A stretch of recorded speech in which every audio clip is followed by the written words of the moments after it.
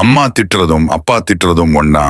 பிள்ளைகளை அம்மா கண்டிப்பதற்கும் அப்பா கண்டிப்பதற்கும் இடையில் உளவியல் அடிப்படையில பெரிய வித்தியாசம் இருக்கிறது என்று உங்களுக்கு தெரியுமா?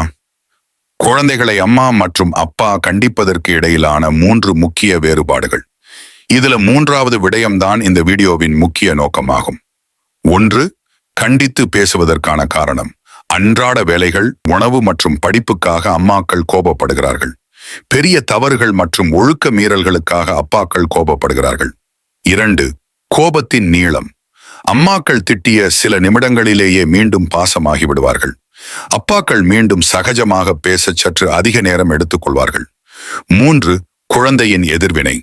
இதுதான் இங்கு முக்கியம். அம்மாவின் கோபங்களும் திட்டுகளும் குழந்தைகளை பெரும்பாலும் மனதளவில் பெரிதாக பாதிப்பதில்லை. அதை குழந்தைகள் பெரும்பாலும் எளிதாக எடுத்துக்கொள்கிறார்கள். ஆனால் தந்தையின் கண்டிப்பை குழந்தைகள் மிகவும் சீரியஸாக எடுத்துக்கொள்கிறார்கள். தந்தையின் அதிக கண்டிப்பு குழந்தைகளின் மனதை பெரிய அளவில் பாதிக்கும்.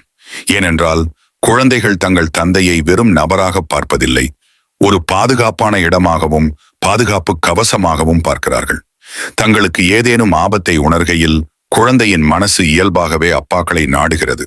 அதனால் அப்பாக்கள் தமது கண்டிப்பை மருந்து போல் எப்போதாவது தேவைப்படுகையில் மட்டுமளவாக பாவிக்க வேண்டும். அப்பாக்கள் அடிக்கடி குழந்தைகளிடம் உரத்த குரலில் பேசுவதையும் அடிப்பதையும் தவிர்க்க வேண்டும். அது குழந்தைகளின் மனதில் ஆழமான நீண்ட கால காயத்தை ஏற்படுத்தி குழந்தைகளின் ஆளுமையை சிதைத்துவிடும்.